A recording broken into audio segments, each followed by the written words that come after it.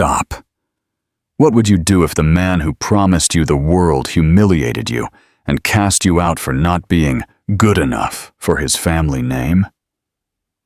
This is the story of Clara Hayes, the woman who was discarded by a coward, and how life, 2 years later, delivered brutal justice in the form of 2 pairs of identical blue eyes. The truth always finds a way to surface, but sometimes the truth comes with 2 cribs. The Ashford family axe. The chandelier above her trembled with hundreds of crystal tears, scattering light onto the polished mahogany table where silver gleamed and conversation floated like smoke. Clara Hayes felt like an intruder in someone else's life. Every smile around her was rehearsed. Every word carried the weight of money and lineage. She had been here before, at these dinners at the Ashford family estate on the Upper East Side of New York, where she tried to fit into his world, telling herself that love could bridge the abyss between their lives. But tonight, as she looked across the table at Daniel Ashford, the abyss showed itself for what it was, a chasm he had no intention of crossing. His jaw was tight, his expression unreadable, his blue eyes fixed on the untouched wine glass before him. She sensed what was coming even before he opened his mouth. The gaze of his mother, Eleanor Ashford, landed on Clara as a silent warning. The thin smile of his father, Richard, cut the air like a knife. The elegant, hushed conversation bubbling around them ceased when Daniel's voice finally broke the murmur, quiet yet deliberate, each syllable chosen like a blade. "You do not belong here, Clara." The words were soft enough that only those closest could hear, but they struck her with the force of a storm. For a heartbeat, she thought she had misheard, that perhaps he was defending her, not condemning her. But the way he looked at her, cold, definitive, left no room for doubt. "You are not good enough for my family." A low ripple ran across the table, the kind of silence that carries more judgment than sound. Clara's hand trembled as she set down her glass. Her pulse roared in her ears. She tried to meet his eyes, to search for any trace of the man who had once held her as if she were his entire world. But there was only a stranger sitting there in a tailored suit, playing the obedient son. She swallowed the pain rising in her throat, forcing herself to breathe evenly. "I see," she said softly, barely audible. She could have begged, could have asked if all their moments, the laughter, the promises whispered in the dark, meant nothing. But she didn't. She saw the relief flicker in Eleanor's eyes, and that was enough. Clara rose slowly from her seat. Her chair scraped against the marble floor, the sound sharp and final. Her legs felt weak, but she kept her head high as she headed toward the exit. Daniel did not follow her. He did not move. He simply sat there, hands tightly clenched, his gaze fixed on the table, as if the sight of her leaving was something he couldn't bear to witness. Outside, the night was cold. The air bit at her cheeks, but the chill was nothing compared to the hollow ache in her chest. She walked the long driveway, her heels echoing against the stones, her breath unstable. The car that had brought her was gone. She didn't care. She needed distance, space, anything to drown out the sound of his voice repeating in her head, "You are not good enough for my family." When she reached the main road, tears had already blurred her vision, but she didn't stop walking. The lights of New York glittered in the distance, distant and uncaring. Deep down, she had known this day would come. Men like Daniel Ashford did not defy their world. They obeyed it. Still, knowing it didn't make the wound smaller. That night, she packed her few belongings in silence. The apartment they had shared felt smaller now, filled with ghosts of laughter that no longer belonged to her. She found one of his shirts tossed over a chair and pressed it to her face. The scent of him, the trace of cologne, the warmth of his skin, finally broke her composure. She sank onto the bed and let the tears come, deep and soundless, until there was nothing left inside her but exhaustion. The next morning, she left without a note. The sun rose indifferently, bright over the city that never cared who loved or who broke. She walked to the train station, clutching her bag, her hands shaking, but her chin held high. When the train pulled away, she didn't look back. The 2 pink lines and the silent war.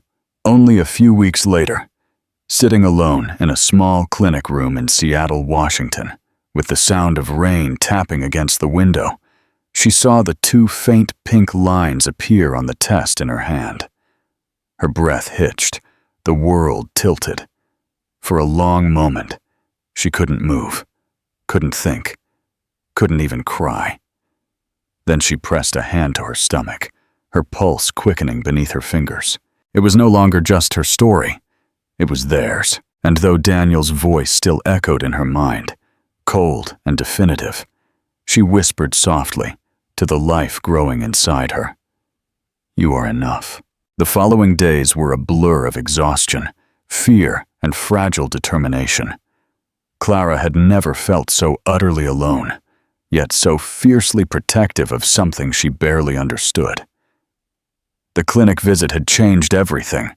The faint heartbeat she heard through the doctor's stethoscope became the anchor that kept her from completely falling apart.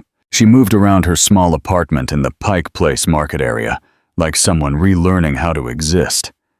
Her morning sickness was relentless. Her body ached. Her emotions were unstable. But she clung to one thought. The small life inside her depended on her strength. Her job at the Emerald City Books became her refuge. The owner, an elderly woman named Doña Margaret, noticed Clara's pale face and trembling hands, but asked no questions. She simply started giving her shorter shifts, more breaks, and hot teas that smelled of honey and chamomile. The quiet rhythm of stacking books, dusting shelves, and listening to the soft murmur of customers gave Clara moments of peace. Sometimes she would gently place her hand over her stomach and whisper to herself that everything would be all right, even when she didn't believe it. At night, the loneliness returned. She would lie awake, staring at the ceiling, replaying Daniel's words over and over until they became something surreal. "You are not good enough for my family." The cruelty wasn't just in what he said, but in the ease with which he said it. How little it seemed to cost him. She wanted to hate him. Sometimes she almost succeeded. But then, in the quiet of those nights, she remembered how he used to look at her when they were alone, when his eyes softened, when he touched her as if she were made of something precious, and the hatred dissolved into grief. When the first snow of winter fell, Clara stood by the window, watching the streets turn white. She thought about calling him once, not to beg or accuse, but to tell him their story hadn't ended the way he thought. Her fingers hovered over her phone, trembling, before she locked it again and pressed it to her chest. He had chosen his world, and she would have to build hers without him. The months crawled by. Her belly rounded, her reflection softened. Strangers began to smile at her on the street, to hold doors, to ask kind questions. The small gestures meant more than she could explain. One night, when she was 7 months along, she felt the first real kick. It startled her so much she burst into laughter, tears streaming at the same time. That small movement reminded her that she wasn't as lost as she thought. There was a purpose within her now, growing stronger every day. Labor came on a cold night in early spring. It was harder than anything she had ever endured. The pain tore through her like fire, and there were moments she thought she couldn't survive. But when the cries of 2 newborn girls filled the room, the world stopped spinning.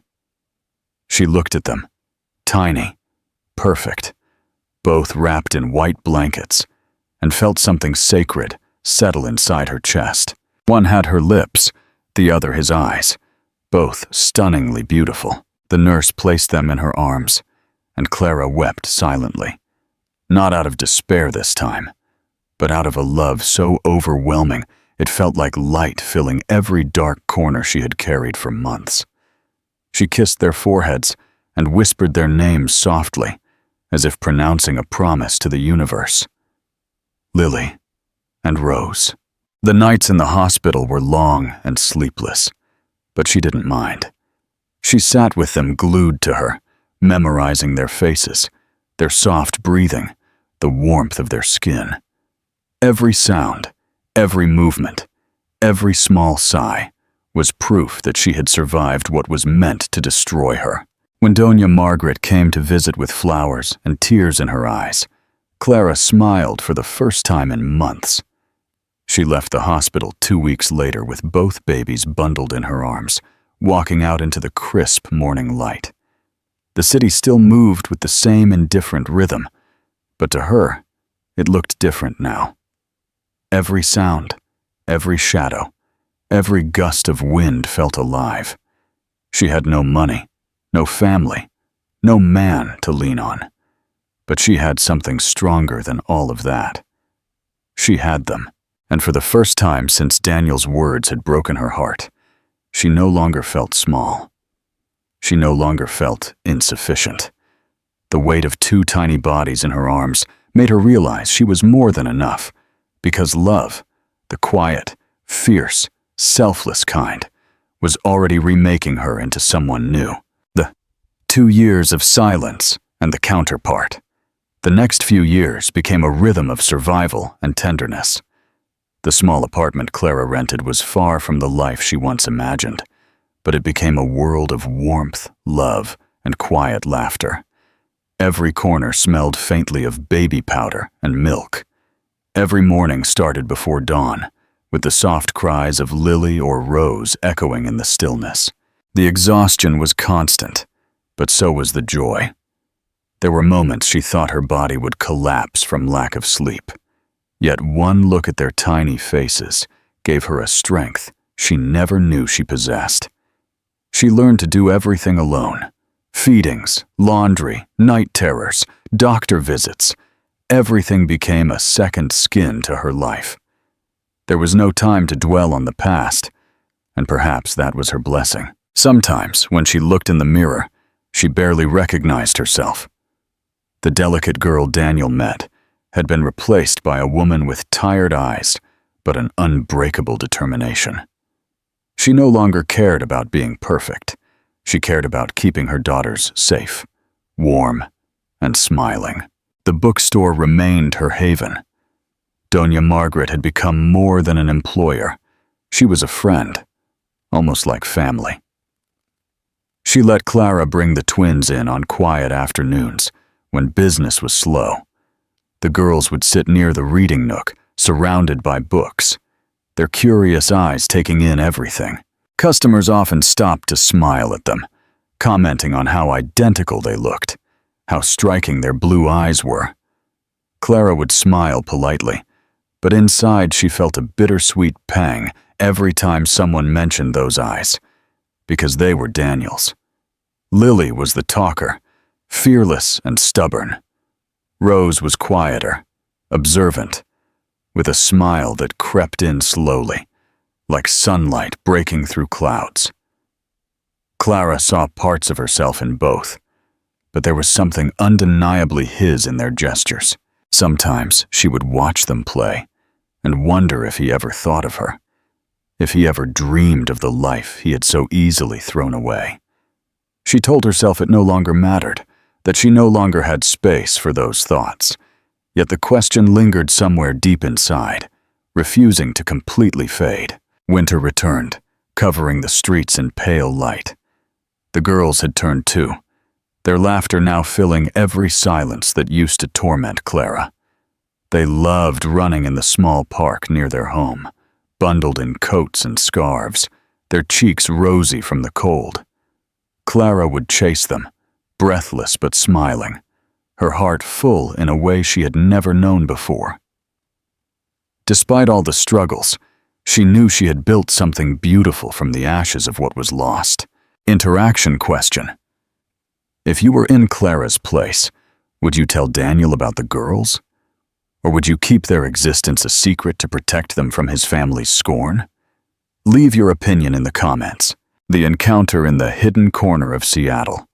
Daniel Ashford's life had become a polished performance.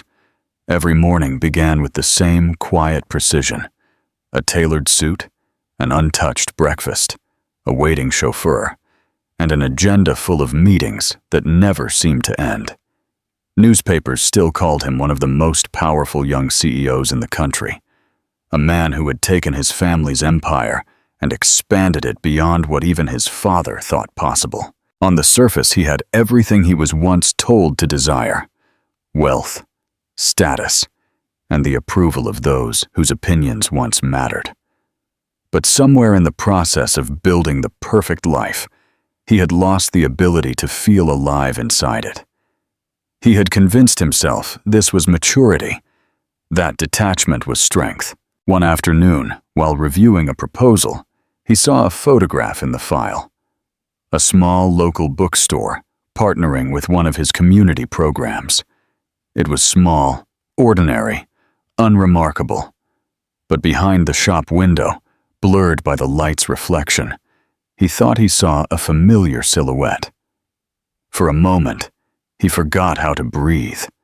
It wasn't clear, and yet, something inside him instantly shifted, an instinct so profound it almost hurt. Weeks later, it was an ordinary afternoon when their worlds collided again, though nothing about the moment felt ordinary to Daniel.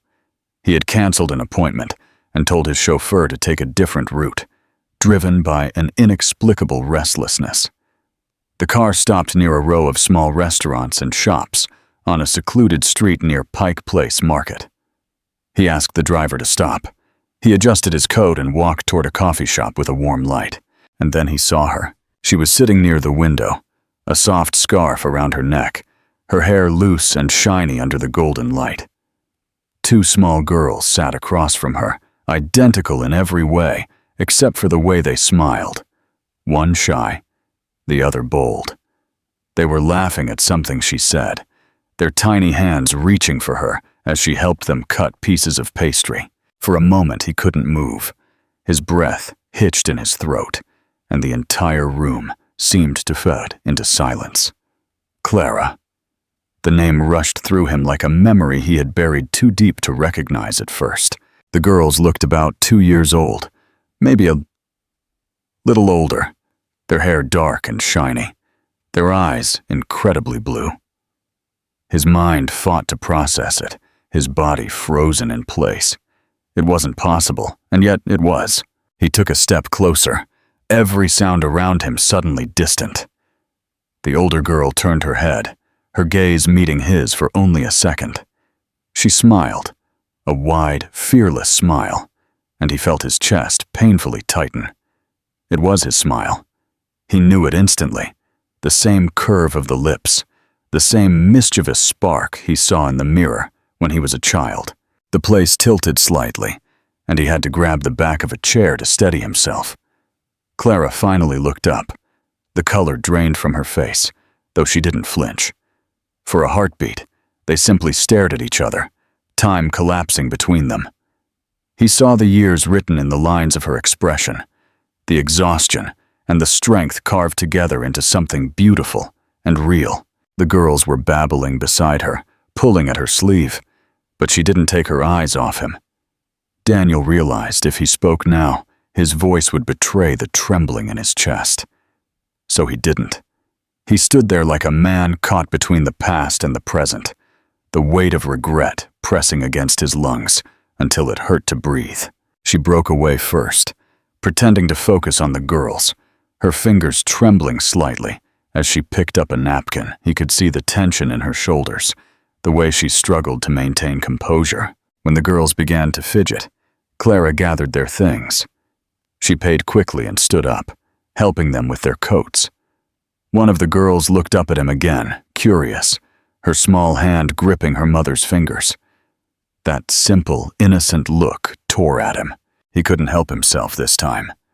He stood, moving closer, his voice low but firm. Clara, she froze. For a second, she didn't turn. Then, slowly, she looked over her shoulder, her eyes meeting his.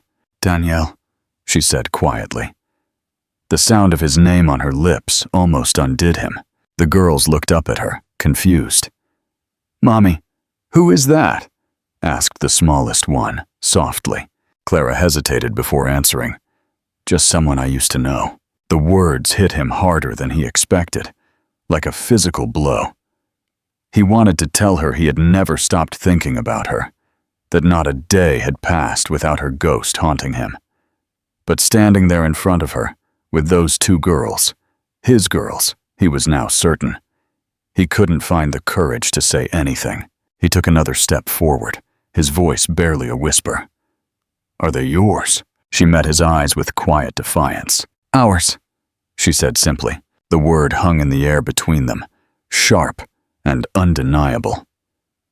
He didn't speak again. He couldn't. She turned and walked toward the door, gripping the girl's hands tightly. He watched them leave, the bell over the door jingling softly as they disappeared into the gray afternoon. For a long time afterward, he remained standing in the middle of the coffee shop, staring at the spot where she had been, the price of cowardice and the accepted redemption. Daniel didn't sleep that night. He sat in his study with the city lights flickering against the tall glass windows, his thoughts chasing each other in circles. He kept seeing her face, the way her expression had hardened when she looked at him, the way she had pulled the girls closer as if protecting them from him. Every detail was etched in his mind, the small curls in their hair, the way one of them tilted her head when she smiled, the identical blue of their eyes reflecting his own. He knew they were his daughters, and he had missed every first word. Every sleepless night, every laugh. He had missed their entire life due to a decision he had made to protect a reputation that now felt like dust in his hands. He spent days searching, asking around the neighborhood, and then, one afternoon, he found the bookstore, the Emerald City Books. Clara, he said softly, almost hoarsely, I need to talk to you. She stared at him for a long moment, her expression unreadable, then shook her head. There's nothing to talk about.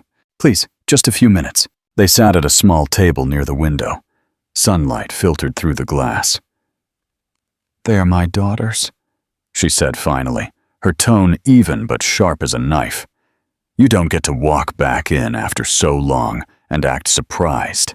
I didn't know, Clara. You didn't tell me. She turned to him, her eyes blazing. You made sure I couldn't.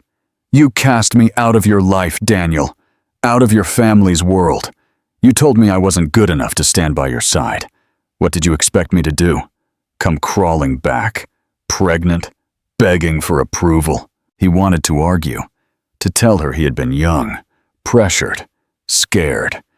But the truth was, there was no excuse that could fix it. I was wrong, he finally said, the words tasting like ash. I was a coward.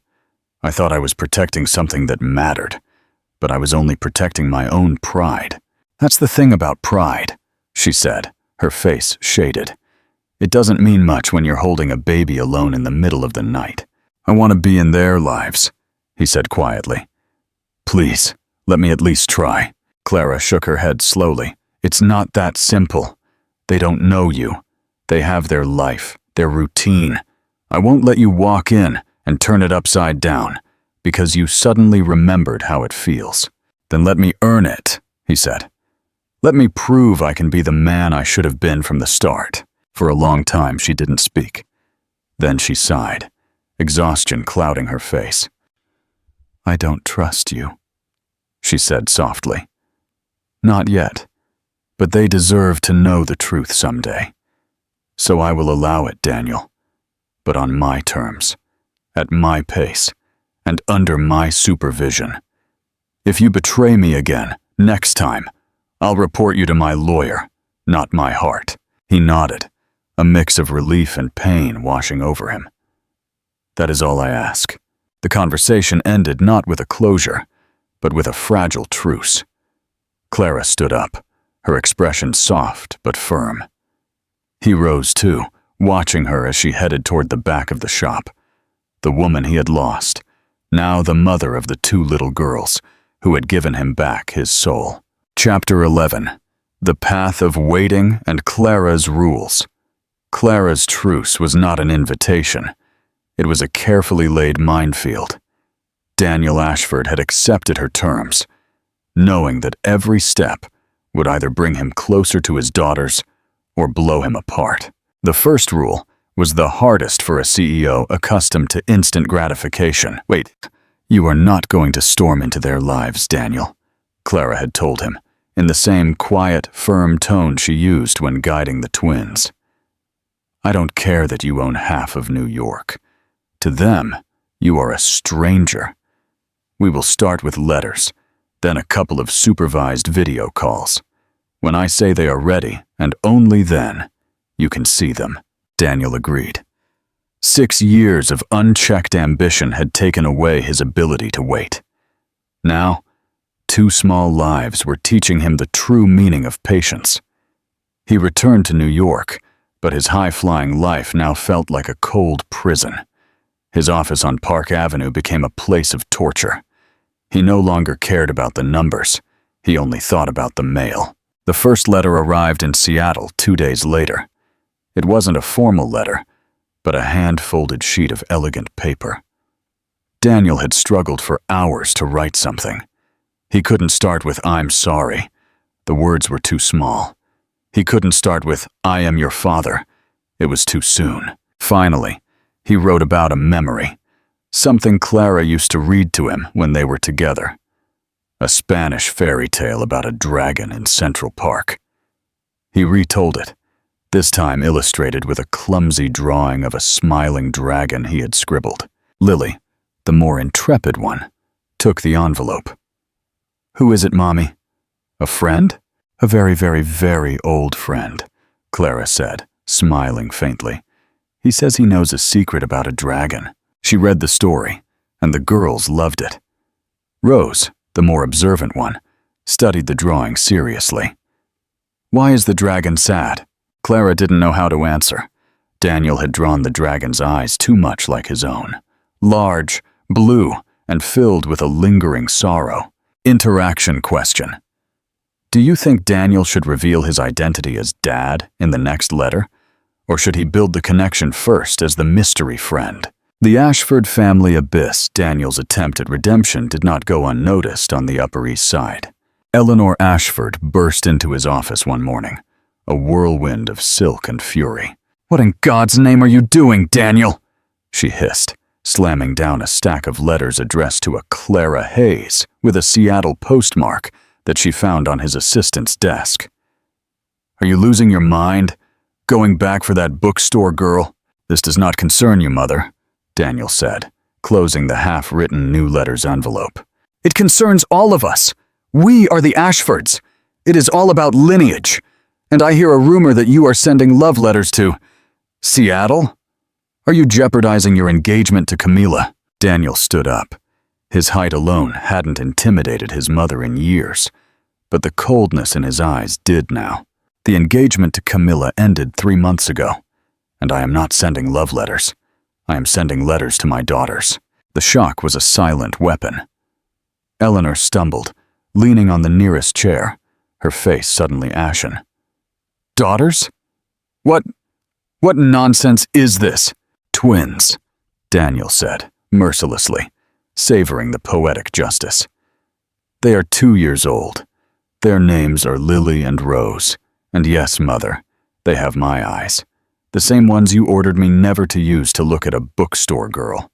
Eleanor finally found her voice, and it was a choked cry of terror.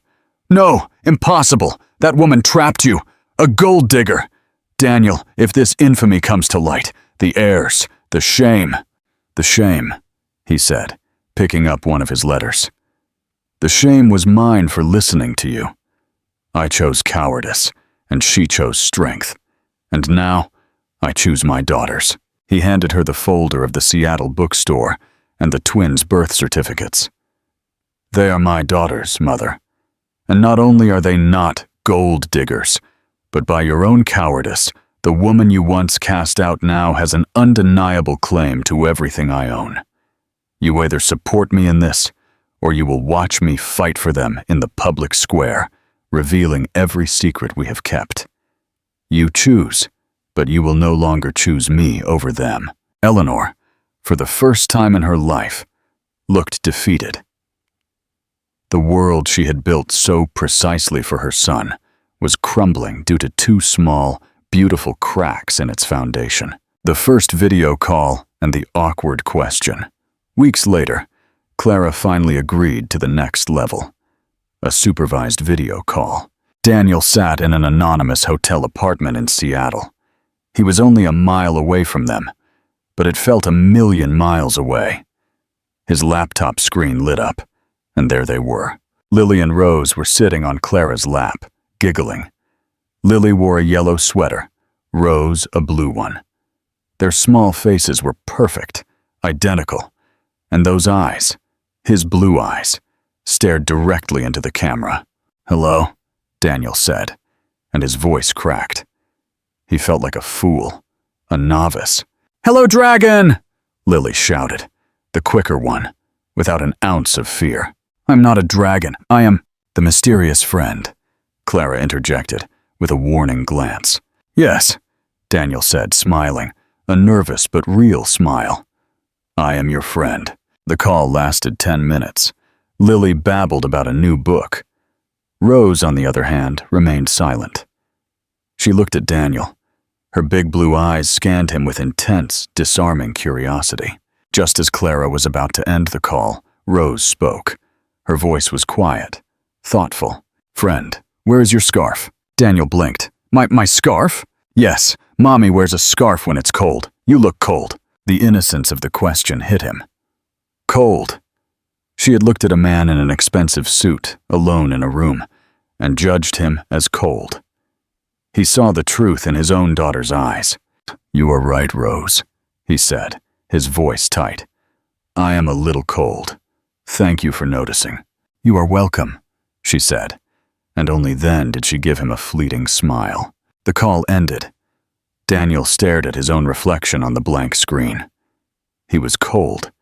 He had spent years in a world that demanded emotional detachment. His daughters knew it instantly. He stood up, his heart pounding in a way it hadn't in years.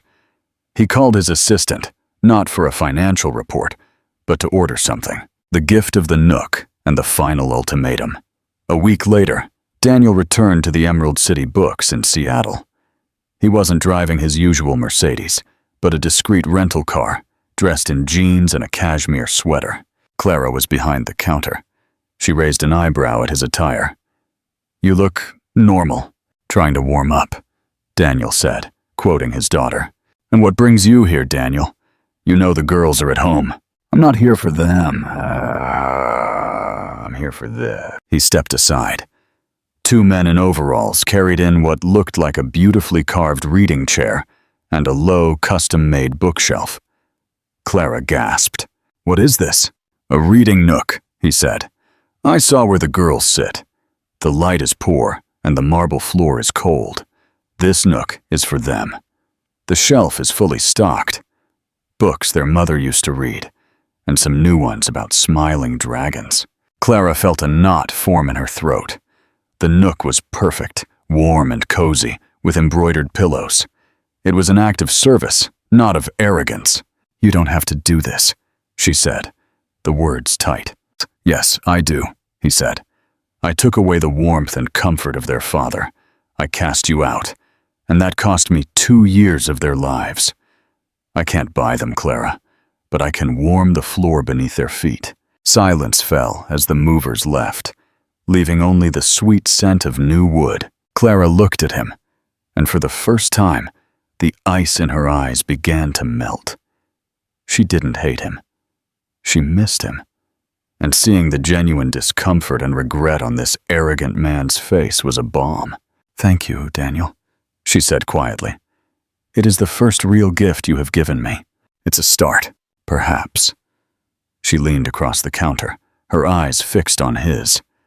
"But listen to me closely. You have a world. I have another. I don't need your money. I don't want your name. I only want a good father for my daughters. Next week, we are going to a park in Seattle. We will be there at 11. We will be close by. You will sit on a bench across the park. You will not talk to them. Just watch them. Clara, I can't. That is my condition, Daniel. You have to learn to see them from afar. See them without touching them. See them without talking to them. See them as a blessing that doesn't belong to you, yet. It is the price of admission. It is the penitence for arrogance. Daniel looked at the new reading nook, and then at the woman who now owned his destiny. The world of high finance had never asked him to sit and do nothing. I will be there, he said. And this time, the man who spoke was not the CEO.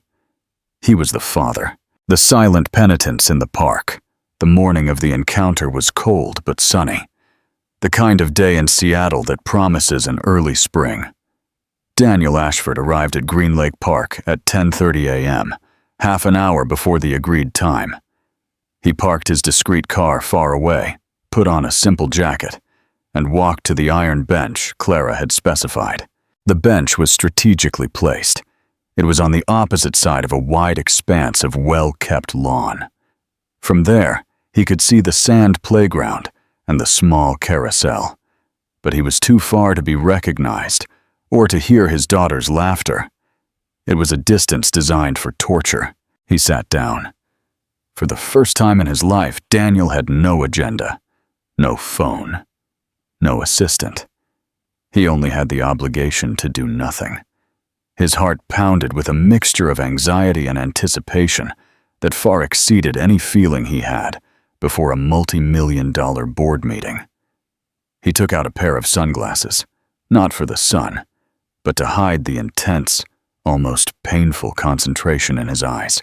At 10:58 a.m. he saw them. Clara entered the park, her hands firmly held by two tiny figures in identical plaid coats, Lily and Rose.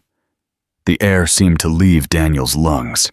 They looked even smaller, more perfect in the daylight than they looked on the laptop screen. Clara led them straight to the sandbox. She sat on the edge, watching them as they began to dig with plastic shovels. Her hair, pulled back into a simple ponytail, shone under the sun. There was no makeup, no haute couture, just a beautiful, tired woman and her daughters. Daniel forced himself to stay still. His penitence began. Silent observation. He watched Lily, the intrepid one, dominate the sandbox, directing Rose in building a dragon castle. He watched Rose, the observer, pause to look around, and then smile quietly at her sister's antics. He watched Clara wipe Lily's nose, dry the mud off Rose's gloves. He watched her laugh out loud when Lily tried to climb onto a seesaw, too big for her. It was a laugh Daniel remembered with grief, a laugh he had tried to extinguish in her so she would fit into the rigidity of his world. The moment that broke him was quiet, simple.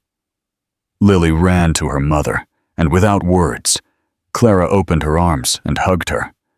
Rose, seeing this, ran too. Clara held them both, one on each knee, her face buried in their small necks, her hands circling their coats. That image, the unity, the warmth, the absolute protection, forged by Clara alone, was the most beautiful thing Daniel had ever seen, and he was not part of it. He felt a physical ache in his chest. Tears blurred his sunglasses, and he had to lean forward, resting his elbows on his knees, breathing deeply. He had traded this. He had traded this warmth for a cold glass office and a silent dinner with his mother. Interaction question. What do you think Daniel felt more while observing his daughters? Regret for what he lost? Or the certainty that Clara is now a stronger woman without him? A gesture of truce and Clara's reaction. Time dragged on. At 11:45 a.m., Clara checked her watch and began packing up. The girls protested, but were obedient. Daniel straightened up, his heart hammered with the need to approach, to say something, to justify his presence. But he had committed. He stayed still. Clara guided the girls toward a picnic table near the park entrance. Daniel followed them with his gaze, his mind frantic. Would they leave now? How long would it take for the next meeting? Then he saw Clara stop. She pulled out a tissue and wiped Rose's lips. She turned slowly and looked directly at the iron bench. Daniel froze. There was a considerable distance, but their eyes met. She didn't smile. Her expression was unreadable. Neither anger nor forgiveness, just a serene, cold evaluation. She had been watching him as much as he had been watching her. Clara gave him a single, slight nod. It was a gesture. It wasn't a goodbye. It wasn't a welcome. It was a simple, silent acknowledgement that he had passed his test. Then, she turned. She took each girl's hand and walked out of the park with them, walking at a steady pace. Daniel remained seated. The silence they left behind was deafening. He took off his sunglasses and ran a hand over his face. Grief and relief flooded him at once. He hadn't been rejected, but his heart felt as if it had been dismantled and put back together. He got up and walked to where they had been, to the sandbox. He knelt down, feeling the cool sand between his fingers. He saw a small footprint. His daughter's footprint. He stood there for a long time, a powerful CEO in a thousands of dollars suit, feeling the humility of the sand and the magnitude of what he had lost, the mother's decision and the new territory. That night, Daniel sent Clara a text message. It wasn't a formal letter or a drawing, just one word. "Thank you." The reply arrived 20 minutes later. "The test is over, Daniel. Passed. I saw you." And they saw you too. Daniel shot up from his chair. "They saw me?" "Yes. I told them a very nice man came to the park today. I didn't point you out, but they noticed the big man on the bench." Rose said, "You don't look so cold anymore." A wave of uncontrollable emotion washed over him. He laughed, a rough, rusty sound. "Now, the next step, and it is entirely on my territory." Clara continued. "Tomorrow is Wednesday. The bookstore closes early. I will be at the Emerald City Books from 5 o'clock p.m. to 6 o'clock p.m. You will come. We will not talk about business or your family or mine. You will simply sit and read a book with them. A fairy tale. That is all. It is real time, not video call time. Do you accept?" Daniel looked at the screen, his heart pounding with the ferocity of a man who has just won a multi-million-dollar contract.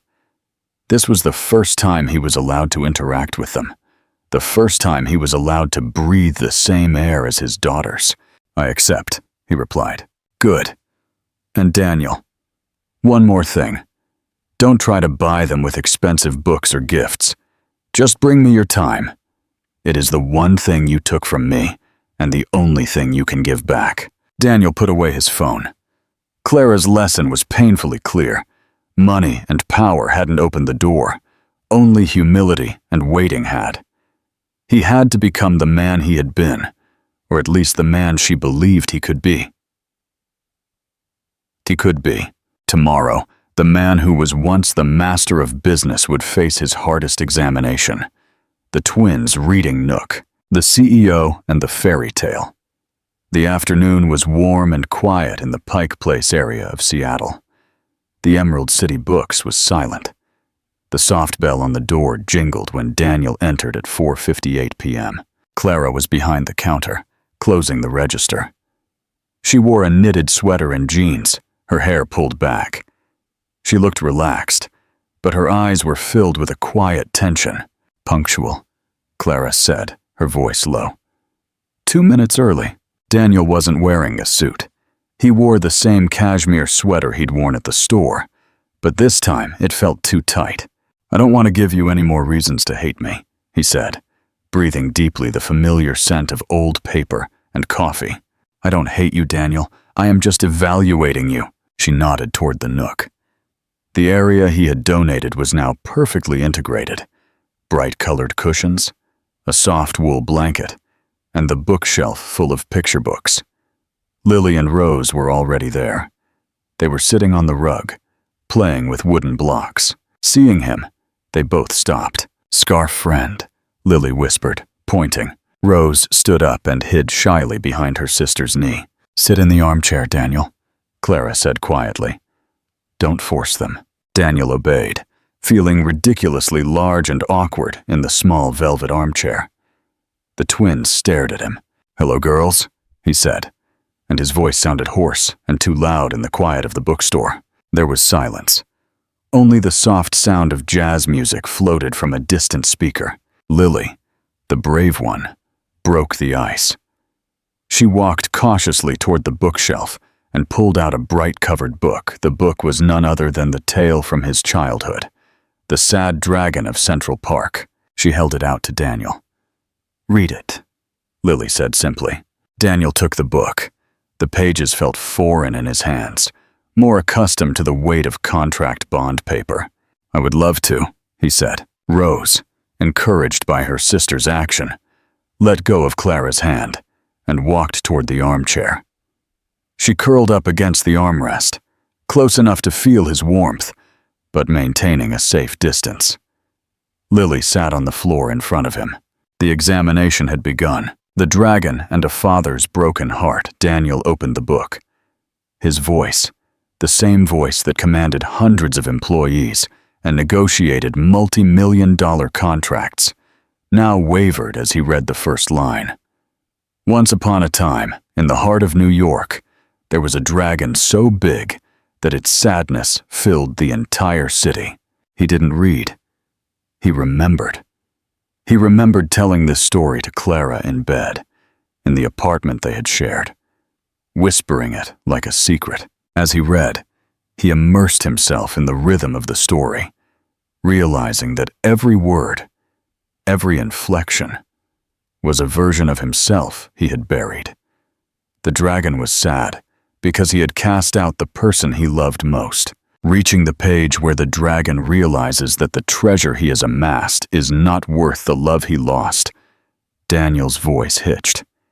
He looked up. Lily stared at him in awe.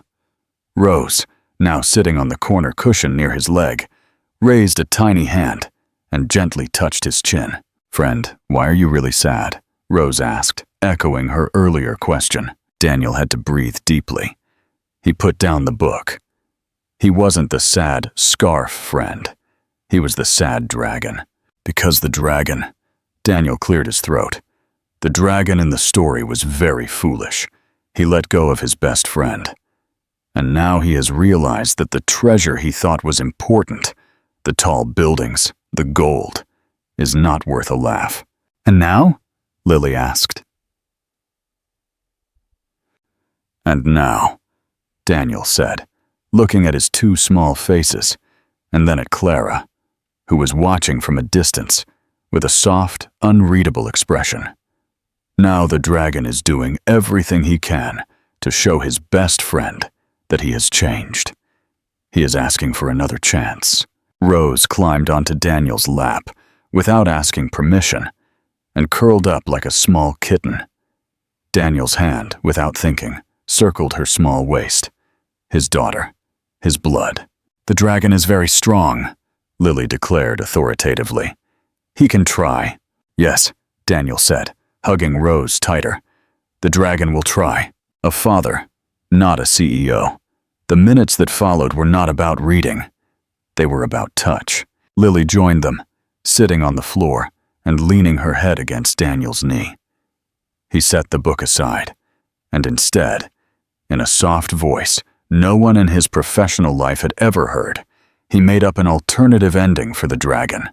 An ending where the dragon learned to share his cave. Daniel forgot his suit, his mother, the money.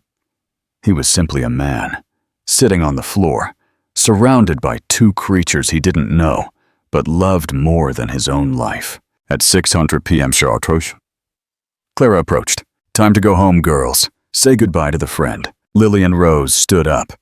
Lily gave Daniel a quick, tight hug around the neck before running off to her mother. Rose, however, stopped. She walked up, lifted her 2 small hands, and patted his cheek. "Goodbye, Daddy of the Dragon," she whispered. Daniel's heart stopped. She had called him Daddy.